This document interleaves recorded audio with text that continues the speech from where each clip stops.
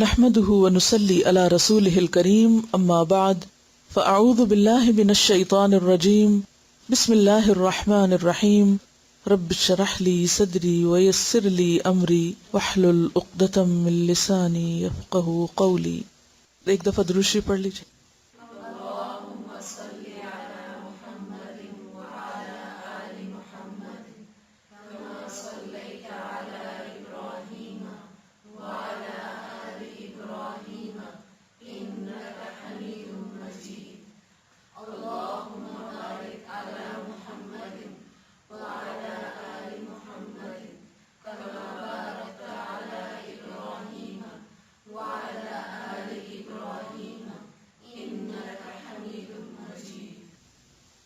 دعا مانگیے.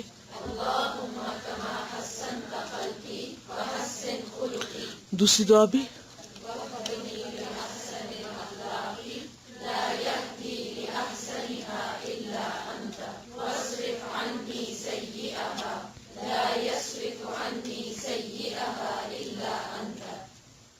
الصبر، صبر، پیشنس. صبر علی الامر کا معنی ہوتا ہے دلیری کرنا، بہادری کرنا، اور صبر عن الشیء ہوتا ہے رک جانا، اپنے آپ کو تھام لینا.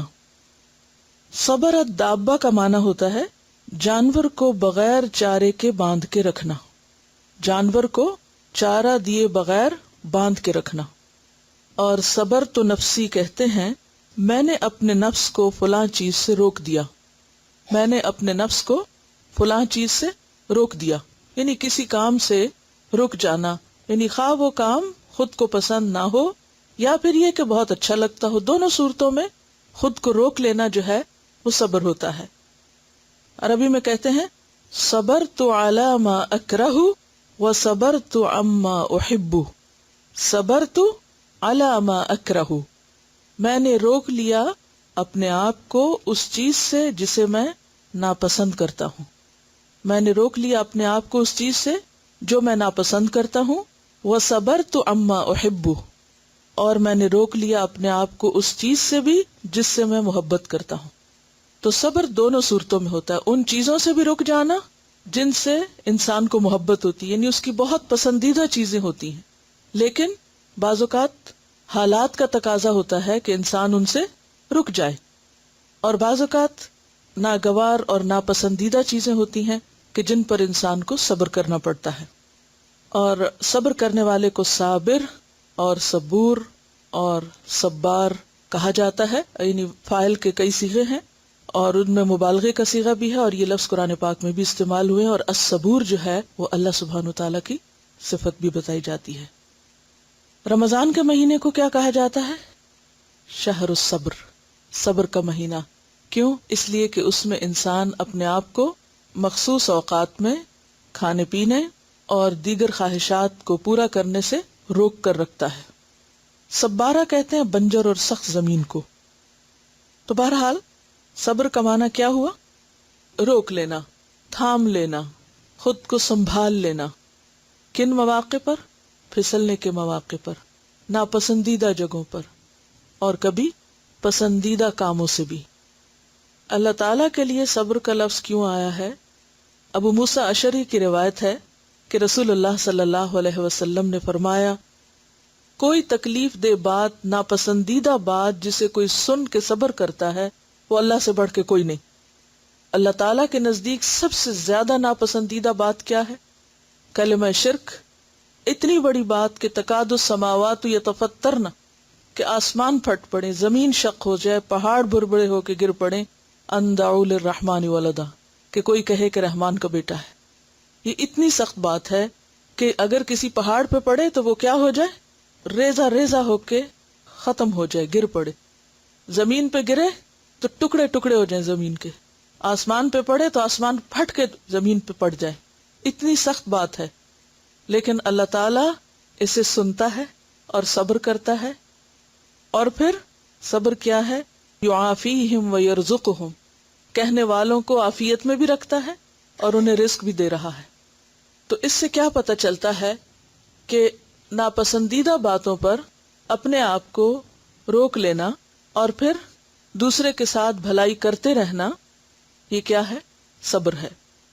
اور اس میں آپ دیکھیے کہ اللہ سبحانہ وتعالیٰ کے بعد نبی صلی اللہ علیہ وسلم کی مثال ہمارے سامنے ہے کہ کیسے کیسے صبر انہوں نے اپنی زندگی میں کیے۔ سب سے پہلے تو والدین کی نعمت سے محروم ہوئے، کوئی بہن بھائی نہیں، پھر دادا پیار کرنے والے تو ان سے محروم ہوئے، پھر اس کے بعد ان کے چچا کی کفالت میں وہ آتے ہیں، اور ذاتی زندگی میں بھی آپ نے بے شمار صدمے سہے، لیکن خاص طور پر جب آپ نے اللہ کے دین کا کام شروع کیا تو انشاءاللہ اس موضوع پر میں الگ سے بھی بات کروں گی کہ نبی صلی اللہ علیہ وسلم نے دین کے راستے میں کیسے کیسے صبر کیے۔ کوئی ایسی تکلیف نہیں کہ جو آپ کو پیش نہ آئی ہو اللہ کا کام کرنے میں، لیکن آپ جمے رہے، برداشت کرتے رہے اور استقامت کے ساتھ آگے بڑھتے رہے۔ تو بہرحال صبر بزدلی کا نام نہیں، کیونکہ بہت سے لوگ کیا سمجھتے ہیں کہ اگر ہمیں کسی نے کچھ کہہ دیا اور ہم چپ ہو گئے، خاموش رہ گئے، تو یہ کیا ہے؟ بزدلی ہے، اس طرح دوسرا اور شیر ہو جائے گا۔ لیکن لغت کیا بتاتی کہ صبر علی الامر کا معنی ہے دلیری اور بہادری کرنا، یعنی خود کو روکنا بزدلی نہیں بلکہ کیا ہے؟ بہادری ہے۔ صرف اپنے آپ کو وہی روک سکتا ہے جو اعلیٰ ظرف ہوتا ہے، جو بڑے دل کا مالک ہوتا ہے۔ اور اس میں ہم دیکھتے ہیں کہ اللہ سبحانہ و تعالی کس طرح بندوں کی نافرمانیوں پر، شرک پر، کفر پر، بدعات پر، منمانیوں پر صبر کیے ہوئے ہیں۔ پھر آپ دیکھیں کہ شیطان نے کس طرح اللہ سبحانہ و تعالیٰ کی نافرمانی کی، اس پر اللہ تعالیٰ نے اس کو فوری پکڑ کے ختم نہیں کر دیا، بلکہ اس کو آزادی سے اپنا کام کرنے کا موقع دیا۔ ابن حجر الاسقلانی جنہوں نے بخاری کی شرح فتح الباری لکھی ہے، اور صحیح بخاری کی سب سے زیادہ بہترین اور بڑی شرح جو ہے وہ فتح الباری ہی سمجھی جاتی ہے، ابن حجر کہتے ہیں کہ فَالصَّبْرُ جَامِعٌ لِمَكَارِمِ الْأَخْلَاقِ، کہ صبر جو ہے سب اچھے اخلاق کا جامع ہے۔ یعنی اگر پورے اچھے اخلاق کو آپ ایک لفظ میں بولنا چاہیں کہ اچھا اخلاق کیا ہے، تو وہ کیا ہوگا؟ صبر۔ کیونکہ صبر کے بغیر اچھے اخلاق کا تصور ہی نہیں کیا جا سکتا۔ اب دیکھیے کہ اللہ تعالیٰ نے ہمیں پیدا ہی آزمانے کے لیے کیا ہے۔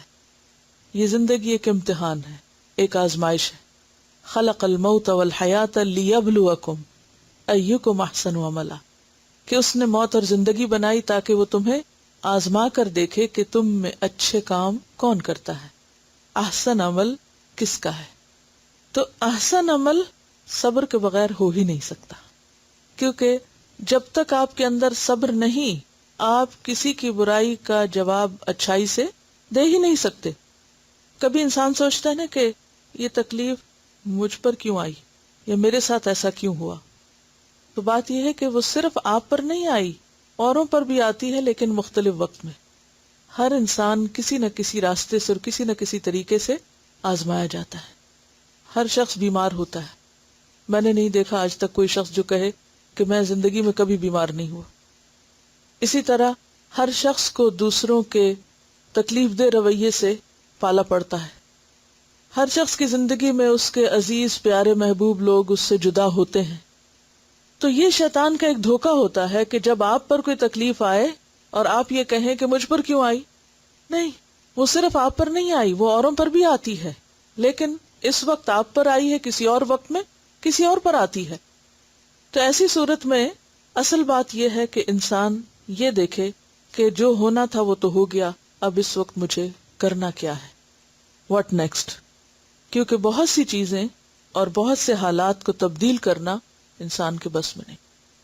دنیا میں آپ دیکھیں کہ ہر چیز اپنے خاتمے کی طرف جا رہی ہے۔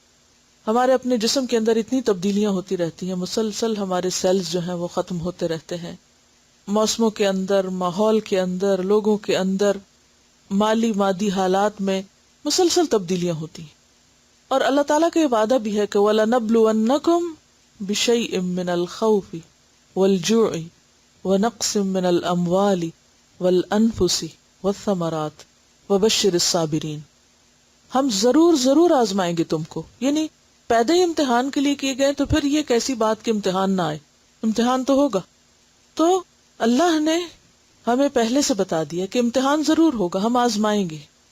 اور مختلف پرچے ہیں امتحان کے، من الخوف والجوع ونقص من الاموال، مال کی کمی بھی ہوگی، کہیں کوئی نقصان بھی ہوں گے، والانفس، جانوں کی کمی بھی ہوگی، خواہ وہ فوت ہوں، خواہ دور چلے جائیں، یا کسی بھی طرح، والثمرات، اور ثمرات سے مراد صرف فروٹس نہیں ہوتے بلکہ زمین جو کچھ بھی اگاتی ہے یا جو بھی زمین کے اندر ہے اس میں انسان کے فائدے کی جتنی بھی چیزیں، جو خلاصہ ہے کسی بھی چیز کا، وہ ثمر ہے۔ تو ان سب چیزوں میں انسان کا نقصان تو ہوگا، اور پھر ایسے موقع پہ دیکھا یہ جاتا ہے کہ انسان کرتا کیا ہے، کسی بھی سچویشن میں کتنا بہادر ہے۔ صبر کیا ہے؟ بہادری، دلیری، سچویشن کو اس طرح فیس کرنا کہ انسان اس حالت کا اس طرح شکار نہ ہو جائے کہ وہ اپنی اعلیٰ ترین صلاحیتوں کو گنوا بیٹھے، یا اپنے آپ کو ضائع کر دے، یا اس دنیا میں یا آخرت میں اپنا کوئی نقصان کر دے۔ پھر آپ دیکھیے کہ ہمارے اندر جو تبدیلیاں آتی ہیں وہ فزیکل نہیں ہوتی، صرف فزیکل یا جسمانی تبدیلیاں ہی نہیں ہوتی، بلکہ ہمارے اندر کی دنیا بھی بدلتی رہتی ہے۔ کبھی ہم کہتے ہیں موسم کا اثر ہے، کبھی ہم کہتے ہیں کہ آج کل حالات ایسے چل رہے ہیں، کبھی کوئی چیز، کبھی کوئی، تو ہمارے اندر کی دنیا میں بھی تبدیلی ہوتی رہتی۔ ہم ہمیشہ خوش نہیں رہ سکتے، ہم ہمیشہ غمگین بھی نہیں رہتے، ہم ہمیشہ ناراض بھی نہیں رہتے، ہم ہمیشہ راضی بھی نہیں رہتے، یعنی مسلسل انسان کے اندر ایک کنٹینیوس چینج آتا رہتا ہے، اور موڈز کا چینج ہونا مختلف اسباب کی وجہ سے، بعض اوقات بیماری کی وجہ سے، بعض اوقات ماحول کی وجہ سے، تو اندرونی تبدیلیاں اور پھر اس کے بعد بیرونی حالات، یہ سب بدلتے رہتے ہیں۔ ہمارا انوائرنمنٹ میں تبدیلی آتی رہتی ہے، ہمارے جو دوست ہیں یا احباب ہیں یا رشتہ دار ہیں یا اور لوگ جن سے ہمارا تعلق ہوتا ہے، ان کے رویوں کی تبدیلی ہمیں بھی متاثر کرتی ہے۔ مثلاً اگر کوئی آتا ہے اور اسمائل کرتا ہے تو آپ بھی خوش ہو جاتے ہیں، لیکن اگر کوئی آتا ہے اور غصے سے آپ کو دیکھتا ہے تو لازمی طور پر آپ کے اوپر اثر انداز، آپ بھلے کتنے بھی خوش گھر سے آئیں، لیکن اگر کسی ایسے شخص سے ملاقات ہو جائے کہ جو خوش نہیں، تو کیا ہوگا؟ آپ کتنی دیر خوش رہ سکتے ہیں؟ لازماً وہ بھی آپ کو متاثر کرے۔ پھر اسی طرح آپ دیکھیں ہمارا نفس ہے ہمارے ساتھ، اور نفس کیا کرتا ہے انسان کو؟ ان النفس لامارۃ بالسوء، مسلسل برے کاموں کی طرف توجہ دلاتا رہتا ہے۔ پھر اس کے ساتھ یہ ہے کہ شیطان ہے ہمارے ساتھ، اور شیطان کیا کرتا ہے؟ ان الشیطان ینزغ بینکم، مسلسل وسوسہ اندازی کرتا رہتا ہے۔ ہم اچھا کرنے لگتے ہیں، اپنے آپ کو کنٹرول کرتے ہیں، اتنے میں وہ ہمیں کوئی اور راہ سجھا دیتا ہے۔ تو ہم ہر وقت ایک کریٹیکل کنڈیشن میں ہوتے ہیں کہ کبھی اندر کی دنیا اور کبھی باہر کی دنیا، کبھی موسم اور کبھی ملکی اور کبھی غیر ملکی اور کبھی بین الاقوامی انٹرنیشنل حالات ہمارے اوپر اثر انداز ہوتے ہیں۔ اگر ہم گھر میں آرام سے ہیں تو کہیں سونامی ہوگا، تو کہیں زلزلہ ہوگا، تو کہیں کچھ اور ہوگا، اور وہ پوری دنیا کے حالات جو ہیں ڈائریکٹلی یا انڈائریکٹلی ہمارے اوپر اثر انداز ہوتے رہتے ہیں۔ تو اس زندگی میں قرار نہیں ہے، چین نہیں ہے، کہیں ایک جگہ ٹھہراؤ نہیں ہے، یہ ہر آن بدلنے والی دنیا، ہر لمحہ چینج ہونے والی دنیا۔ تو عقل مند کون ہے؟ جو ان سارے چینجز اور ان سارے حالات میں خود کو تھام کے رکھے، اور صرف وہ کرے جو اس کی دنیا اور آخرت کے لیے فائدہ مند ہو۔ اسی کا نام صبر ہے۔ اور اس میں آپ دیکھیے کہ صبر کا جو اجر ہے وہ بھی بہت بڑا ہے۔ عام طور پر انسان کو صبر کی ضرورت کب پیش آتی ہے؟ جب اس پر ظلم ہوتا ہے۔ اس سلسلے میں ایک واقعہ آپ کے ساتھ شیئر کروں گی جو آپ ہی میں سے کسی نے لکھا ہے، مجھے نہیں معلوم کہ وہ اپنا نام بتانا پسند کریں گے یا نہیں، بہرحال کس طرح ظلم پر انسان صبر کرتا ہے تو نتیجہ کیسے سامنے آتا ہے۔ کہتے ہیں کہ آج کل ہم سورہ نور پڑھ رہے ہیں تو مجھے ایک چھوٹا سا واقعہ یاد آ گیا۔ پچھلے سال جب میں لاہور میں تربیتی کورس کرنے کے لیے گئی تو ایک گھر کرائے پہ لیا، کسی کے گھر کا اوپر والا حصہ۔ وہ گھر نیا بنا تھا، میں نے 2 دن میں جلدی سارا گھر سیٹ کیا تاکہ سکون سے کورس کر سکوں۔ جب داخلہ لیا تو مالک مکان بہت ناراض ہو گئی کہ یہ نیا گھر ہے اور تم سارا دن بند کر کے چلی جاتی ہو۔ اس نے کہا کہ جو صفائی والی میری ہے تم بھی وہی رکھو تاکہ وہ میری مرضی کے مطابق صفائی کرے۔ مگر وہ صبح آتی تھی، میں نے اتوار کے لیے اس کو رکھ لیا اور روزانہ خود واپس آ کے صفائی کرتی۔ ایک دن واش روم کا گٹر بند ہو گیا کیونکہ نیا گھر تھا، ابھی ریت سیمنٹ پائپ وغیرہ سے نہ نکلے تھے۔ میری بیٹی بیمار ہو گئی، اس کو قے آئی تو بھاگ کر اس نے واش روم کے بیسن میں قے کر دی۔ اب صفائی والی نے جا کر مالک مکان کو بتایا کہ بی بی نے الٹی بیسن میں کروائی ہے اور اس الٹی میں جو کچھ ہے وہ مجھے خود نظر آیا ہے. یعنی اتنی تفصیل سے جا کر اس نے مالک مکان کو شکایت کی. مالک مکان نے صرف اتنی سی بات پر طوفان اٹھا لیا. میرے بھائی کو، والدہ کو، کزن کو، پراپرٹی ڈیلر سب کو بلا بلا کر کہنے لگی کہ یہ گھر بند کر کے چلی جاتی ہیں، گھر خراب ہو جائے گا. امی اور بھائی بھی مجھے سمجھانے لگے کہ خاتون بہت اعتراض کر رہی ہیں، اور پھر وہی الٹی والی بات بھی بار بار مینشن کی گئی. لیکن میں صبر کر گئی، خاموش رہی کہ کیا جواب دوں. پھر ایک دن کالونی کی عورتوں نے مجھ سے کہا کہ آپ کی مالک مکان ہر جگہ کہتی پھر رہی ہے کہ میں نے اس کو گھر سے نکال دینا ہے کیونکہ یہ اپنے بیٹے کو گھر چھوڑ کر خود چلی جاتی. یہ کون سے اسلام میں لکھا ہے؟ اور بھی بڑی بری باتیں کر رہی ہے. میری آنکھوں میں ایک دم آنسو آ گئے کہ اگر ان دنوں میں اس نے مجھے نکال دیا تو میرا کورس ڈسٹرب ہو جائے گا. میں نے کوئی بد دعا نہ کی، لیکن اپنے آپ کو حوصلہ دینے کے لیے ایک دم میرے دل میں یہ بات آئی کہ انسان کو تو اپنا بھی پتا نہیں کہ کب اللہ اس کو اس کے اپنے گھر سے نکال دے، مجھے کیا کوئی نکالے گا. اور صبر کر کے پھر اپنے کام میں لگ گئی. 2 دن بعد ان کے گھر کو تالا لگ گیا. صفائی والے روزانہ مجھے پوچھنے آتی کہ نیچے والی باجی کہاں ہے. 10 دن بعد جب تالا کھلا تو کسی نے مجھے بتایا کہ مالک مکان اور اس کی شادی شدہ بیٹی ہسپتال داخل رہی ہیں. خیر میں خبر لینے گئی. میں نے پوچھا کیا ہوا؟ کہنے لگی ہمیں تو خود سمجھ نہیں آ رہی، بیٹی کو کھانا کھاتے کھاتے ایسی قے آئی کہ بند ہی نہیں ہو رہی تھی، اور اپنی بیٹی کی یہ حالت دیکھ کر میں بلڈ پریشر کی مریض ہوں، میں بھی بے ہوش ہو گئی. دونوں ہسپتال کے کمرے میں 10 دن داخل رہی. میں نے مبارک دی اور کہا کہ کون سا مہینہ ہے؟ وہ کہنے لگی یہ حاملہ نہیں ہے. یعنی انہوں نے سمجھا کہ شاید اس کی شادی ہوئی ہے تو پریگنینسی کی وجہ سے یہ ہو رہا ہے. ڈاکٹر خود بھی پریشان تھی کہ یہ کس قسم کی قے ہے. سارا گلا چھل گیا اور کافی دن تک کھانا وانا بھی نہ کھا سکے. جب میری والدہ اور بھائی کو یہ قصہ معلوم ہوا تو مجھے کہنے لگے کہ آپ نے اس سے پوچھنا تھا کہ قے کس جگہ کروائی تھی. یعنی جب ان کو قے آ رہی تھی تو انہوں نے کہاں کی. اور جو سب مجھے برا کہتے تھے ان سب نے اپنی آنکھوں سے یہ سارا قصہ دیکھا اور حیران رہ گئے. میں نے مالک مکان پہ ظاہر بھی نہ کیا کہ مجھے کسی شکایت کا معلوم ہے، اور نہ ہی کچھ جتلایا کہ کہاں کہاں میری باتیں کی گئی ہیں. الحمدللہ اللہ تعالیٰ نے خود ہی سب کو سمجھا دیا. میں نے صبر صرف اس لیے کیا تھا کہ میں قرآن پاک کی طالب علم ہوں. اگر میرے سے کوئی غلط بات منہ سے نکل گئی تو اسلام کا نام بدنام ہوگا کہ دین پڑھنے والے ایسے ہوتے ہیں، الہدا والے ایسے ہوتے ہیں. اب مجھے یہاں معلوم ہوا کہ اسی کالونی میں الہدا کی برانچ کھل گئی ہے، اور سب سے زیادہ خوشی کی بات یہ کہ میری والدہ بھی اس میں داخل ہو گئی ہیں. مجھے فون پہ بتایا گیا کہ بہت اچھا لگ رہا ہے، اور سبق یاد کرنے کا طریقہ پوچھ رہی تھی. الحمدللہ.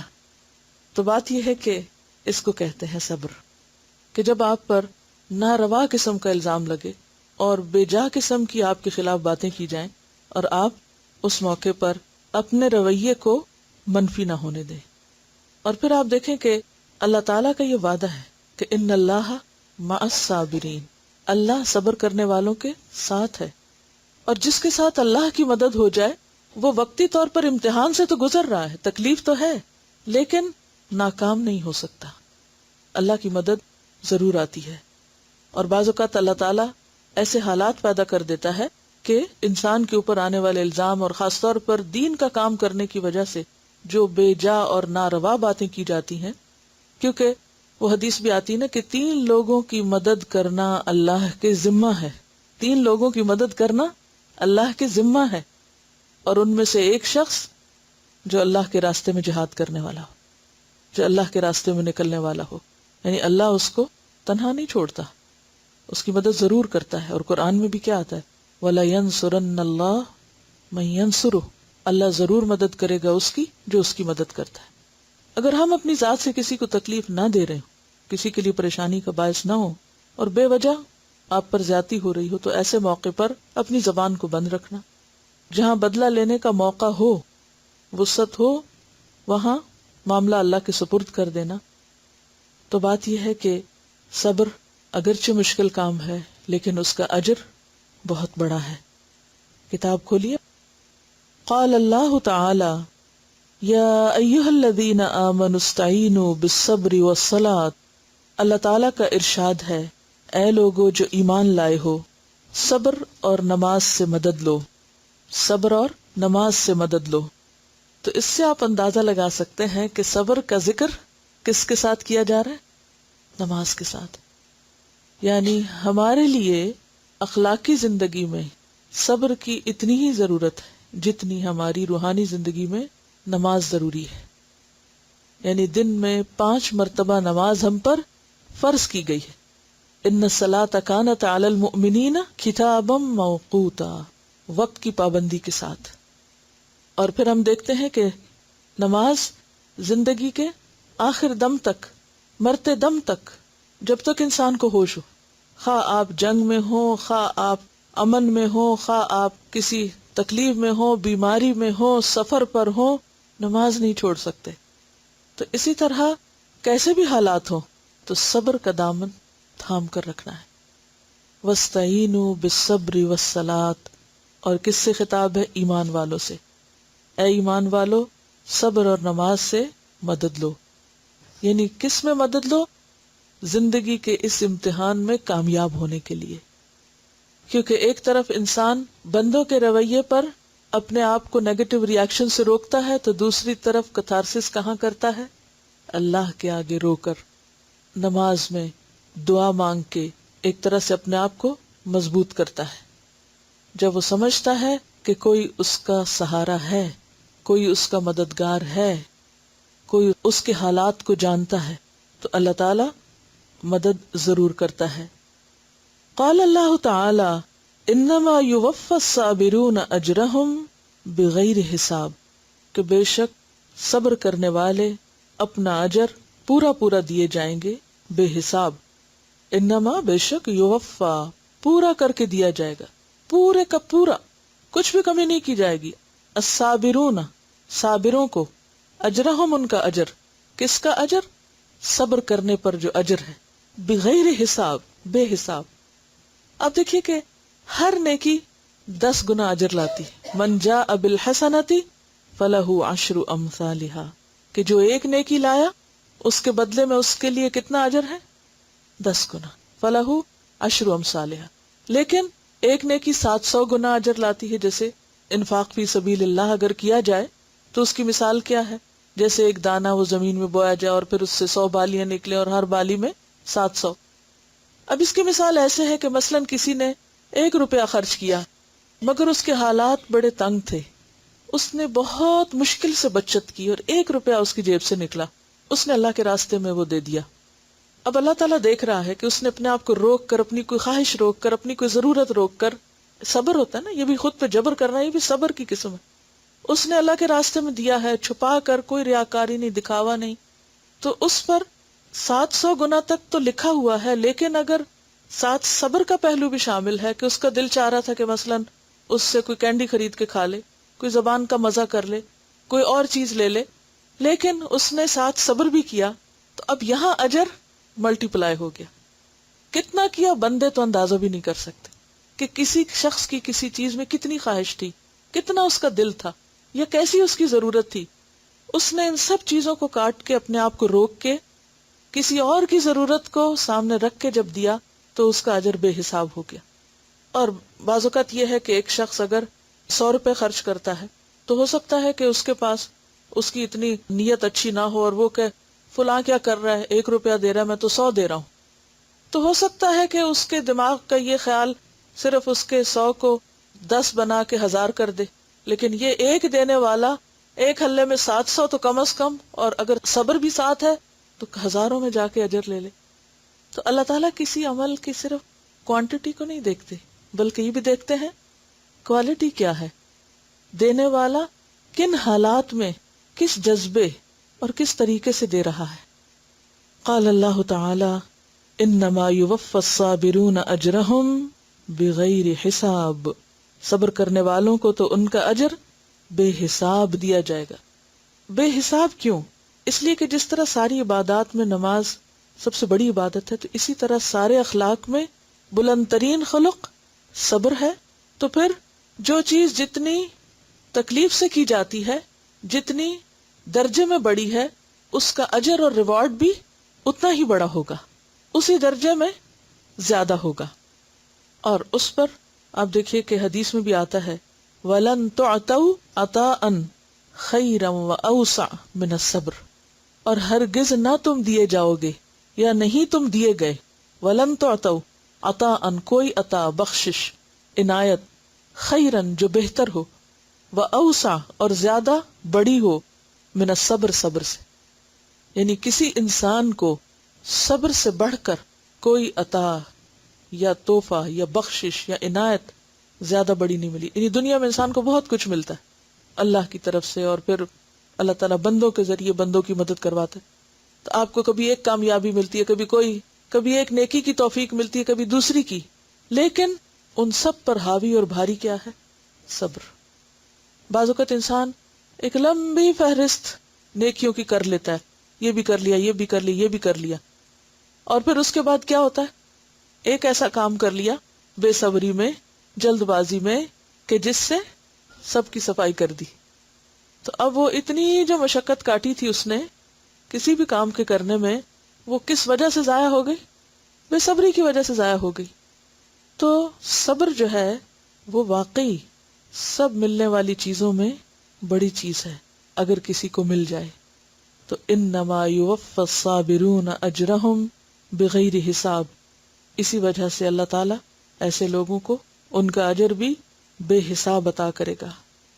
پھر حدیث ہے ان ابن عمر سے روایت ہے، قال کہتے ہیں، قال رسول اللہ صلی اللہ علیہ وسلم، رسول اللہ صلی اللہ علیہ وسلم نے فرمایا، المؤمن مؤمن یا وہ مومن، الذی وہ جو، یخالط ملتا جلتا ہے، خالام تو اس کا روٹ ہے، خلط ملط، اختلاط بھی اس سے لفظ آتا ہے، مخلوط بھی آپ نے پڑھا ہوگا، مخلوط تعلیم.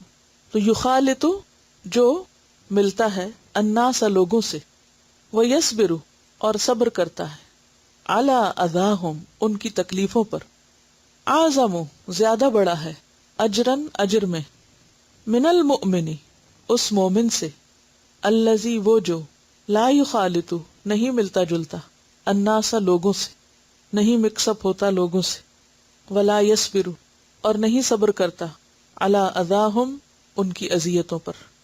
رواہ ابن ماجہ کتاب الفتن.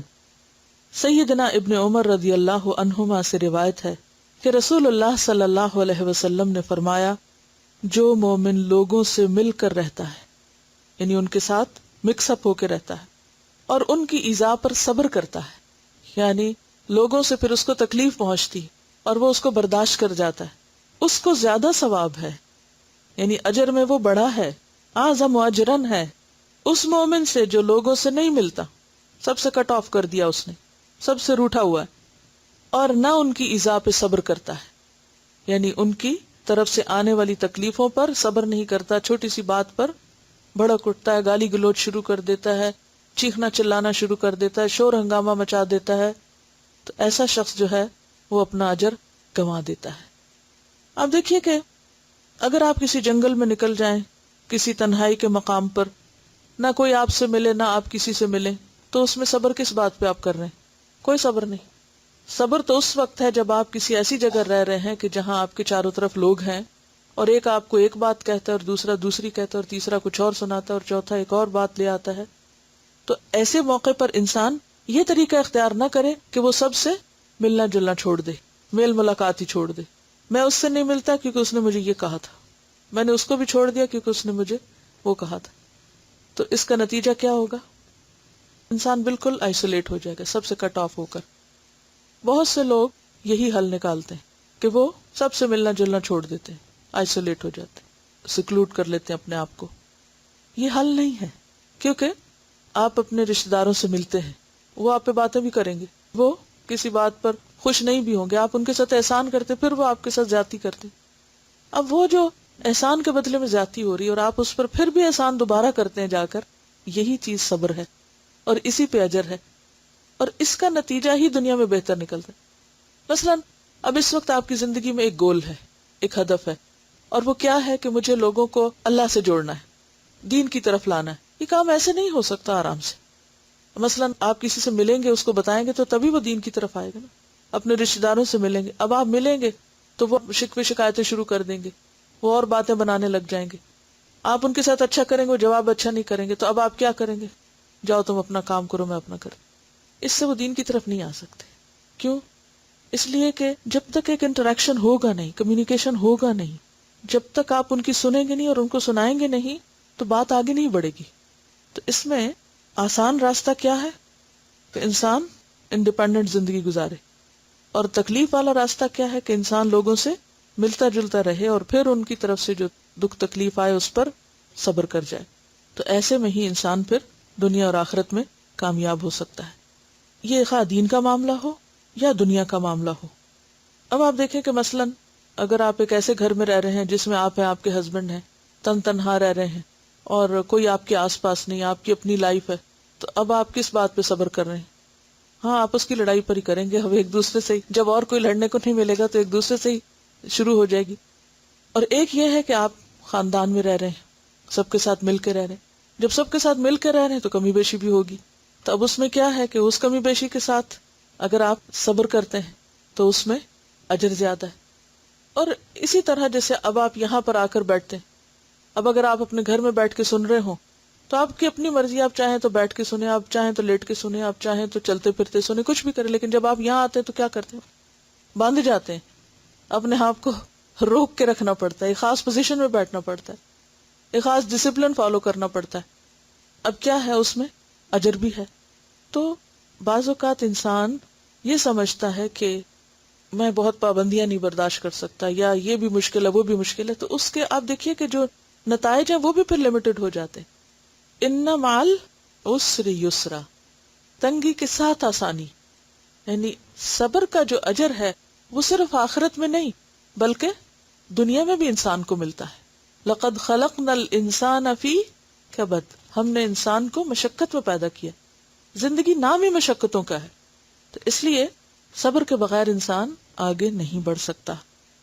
تو پھر میں اس کی ڈیفینیشن اختتام پر دہرا دیتی ہوں، اور وہ کیا کہ صبر علی الامر کا معنی ہے دلیری کرنا، بہادری کرنا. صبر عن الشیء، رک جانا، اپنے آپ کو تھام لینا. اور پھر صبر تو نفسی، اپنے نفس کا صبر کیا ہے کہ خود کو پسندیدہ چیز سے جس کی نفس کو خواہش ہو اس سے روک لینا، منفی رویے سے پرہیز کرنا، اپنے نفس پہ چوٹ برداشت کر جانا. اور اگر دیکھا جائے تو چوٹ لگتی بھی کس لیے؟ کیونکہ انسان خود پسند واقع ہوا ہے، اپنی ذات، اپنی عزت، اپنی رائے سب کو پیاری ہوتی ہے.